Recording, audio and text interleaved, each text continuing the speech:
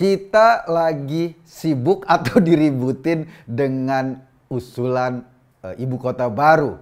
DPR udah ketuk palu tuh, nama ibu kotanya Nusantara, letaknya ada di Kabupaten Penajam Pasir Utara di Kalimantan Timur. Nah, ibu kota baru atau soal ibu kota baru ini mau kita bahas dari berbagai macam sudut pandang di Masuk Pak Eko.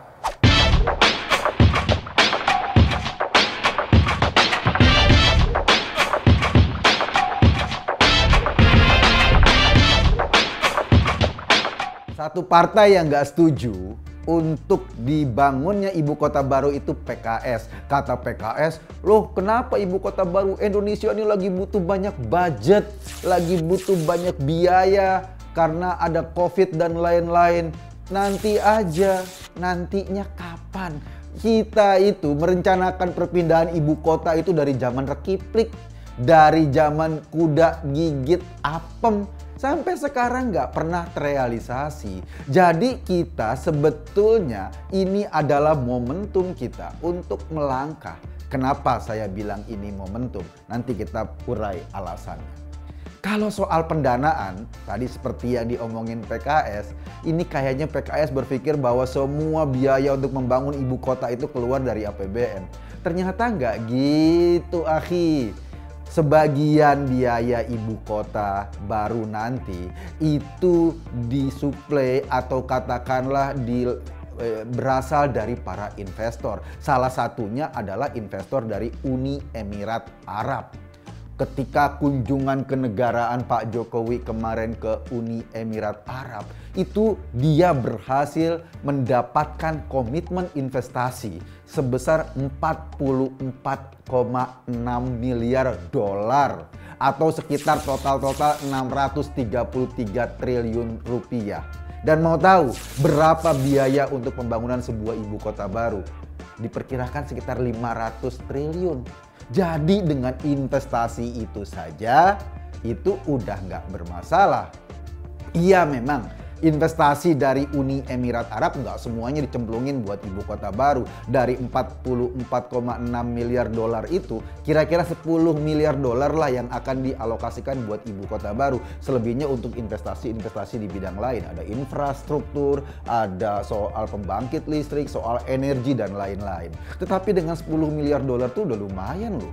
Udah minimal mengcover beberapa kebutuhan penting ibu kota baru. Dan kita nggak perlu khawatir untuk membangun atau mengembangkan sebuah wilayah.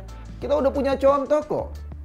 Ingat nggak ada BSD, Bumi Serpong Damai. Dulu itu tempat jin buang anak. Sekarang di mana-mana ada bangunan tinggi di BSD, ada rumah-rumah yang bagus, ada infrastruktur yang lengkap. Dan itu nggak perlu ada tangan pemerintah di situ. Swasta kita sudah bisa membangun perumahan atau kawasan yang memang punya ekosistem yang lengkap. Seperti BSD, ada juga Pantai Indah Kapuk atau ada Bintaro Jaya.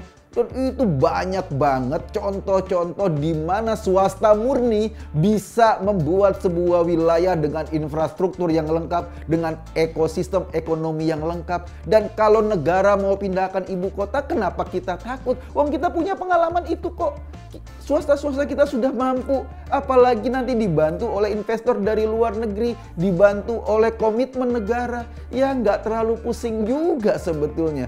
Jadi jangan kayak orang susah deh ngomongin soal budgetnya dari mana. Nah itu, budgetnya ya dari sebagian dari investor-investor swasta. Kan nanti orang mau beli rumah bisa lewat pengembang swasta. Orang mau beli lahan di sana bisa lewat pengembang swasta. Jadi soal alasan budget untuk ibu kota baru kayaknya nggak signifikan deh kalau kita kedepankan sekarang. Dan itu alasan PKS saja karena memang mau menjegal ide besar tentang pemindahan ibu kota.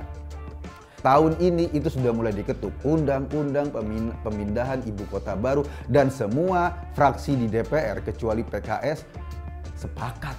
Kita mau punya hajatan besar bro, pindah bro, boyongan bro. Jadi Jakarta nggak lagi bisa membanggakan diri sebagai kota daerah khusus ibu kota DKI Jakarta. Nggak bisa gitu lagi. Udahlah, monggo silakan bangun aja itu sumur-sumur resapan, bangun aja bangunan-bangunan yang tidak ada manfaatnya. Monggo lah, kita mau boyongan ke ibu kota baru. Tetapi ada hal yang menarik buat gua tentang ibu kota baru ini. Jangan cuma dipandang ini adalah perpindahan fisik. Bangun sebuah kota, lalu secara fisik kita melihat ini biayanya dari mana dan lain-lain. Bukan itu menurut gue yang penting. Yang paling penting adalah ketika ibu kota pindah, mau tidak mau para pegawai negeri, ASN kan ikutan pindah. Gue ngebayangin ya, ASN-ASN yang tua, ASN-ASN yang udah kerasan di Jakarta, yang udah lumutan di Jakarta, kan males loh pindah ke tempat baru untuk hidup di sebuah wilayah yang jauh dari tempatnya sekarang. Pasti mereka akan mengajukan pensiun dini ketimbang ikutan pindah ke Kalimantan. Ya kan? Nah, ASN-ASN ini sebagian akan mengajukan pensiun dini. Akan ada banyak sekali ASN yang tidak mau ikut boyongan. Yang berani ikut boyongan adalah mereka-mereka yang masih punya semangat, anak-anak muda, ASN-ASN muda yang masih bisa dibentuk isi kepalanya dan budaya kerjanya. Ketika nanti pindah, ada reorganisasi pastinya karena ada banyak yang gak ikutan. Ketika terjadi reorganisasi, itulah kesempatan untuk membenahi birokrasi negara dari awal. Kita tahulah budaya ASN ini, datang ke kantor baca koran dulu, habis baca koran ngopi, ngobrol-ngobrol sebentar. Kemudian pelayanan publik dimulai jam 11, jam 12 istirahat, sholat sambil makan siang, masuk lagi jam 2, ntar jam 4 pulang. Terus pelayanan publik seperti apa yang mau kita dapatkan? Dan harus diingat, Indonesia saat ini itu ada di negara pendapatan menengah. Jadi kita sudah beranjak dari pendapatan rendah menjadi negara dengan berpendapatan menengah. Nah, ada teori yang disebut dengan middle income trap atau negara-negara yang berpendapatan menengah terus nggak bisa lagi naik menjadi negara berpendapatan tinggi. Salah satu sebabnya kenapa? Karena birokrasinya, karena ulah pegawai-pegawai negerinya yang tidak mau melakukan perubahan yang menyebabkan kita tidak bisa beranjak menjadi negara pendapatan tinggi. Pak Jokowi ngelihat ini dan melakukan langkah besar, langkah revolusioner agar kita bisa melompat dari sekedar negara berpendapatan menengah menjadi negara berpendapatan tinggi. Nah, ini yang menarik. Jadi soal ibu kota baru. Jadi ini adalah semacam jembatan keledai untuk mengantarkan kita ke pintu gerbang kemerdekaan yang sesungguhnya. Wajar sih kalau PKS nolak. Kenapa? PKS nggak suka negara ini maju menurut gua. Apa-apa diprotes. Bahkan hal-hal yang sangat penting untuk menjaga anak-anak perempuan kita dengan undang-undang anti kekerasan seksual. PKS protes loh.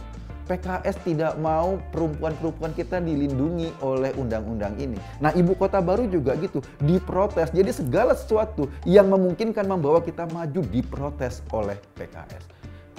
Satu hal yang paling penting, ketika negara ini menuju negara berpendapatan tinggi, maka Indonesia diproyeksikan pada 2045 nanti akan menjadi negara ekonomi terbesar keempat dunia. Jadi nggak salah dong kalau kita menamakan channel kita 2045. Karena itulah tahun di mana Indonesia akan menjadi negara dengan ekonomi nomor 4 di dunia.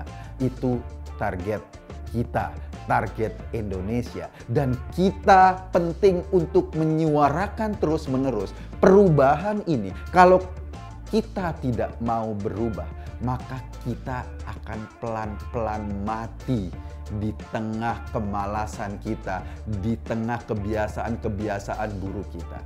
Birokrasi harus berubah, dan untuk mengubahnya nggak bisa tambal sulam dengan 1-2 peraturan. Untuk mengubahnya dibutuhkan langkah revolusioner, dan ibu kota baru ini adalah langkah revolusioner untuk melakukan reformasi birokrasi besar-besaran.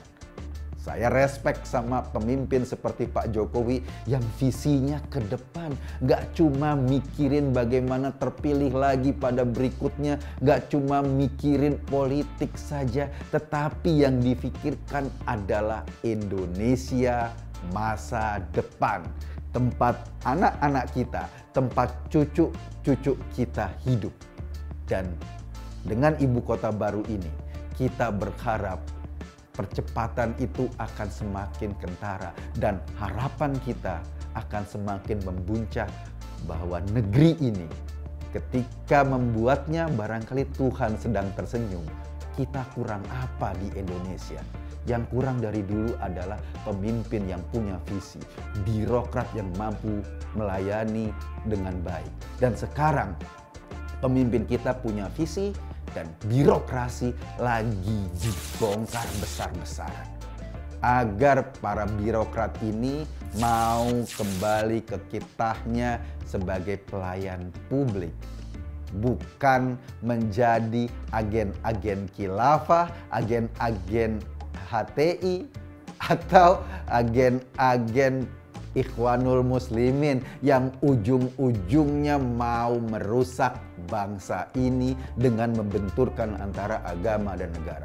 Yuk kita maju ke depan, tinggalkan orang-orang kuno itu di belakang, biar mereka sibuk dengan 1 ibu, 2 ibu, atau 3 ibu. Kita butuh ibu kota yang baru. Kita butuh ibu kota yang akan menjadi lokomotif pengembangan Indonesia masa depan. Gue Eko Kuntadi, kita di acara Masuk Pak Eko. Terima kasih.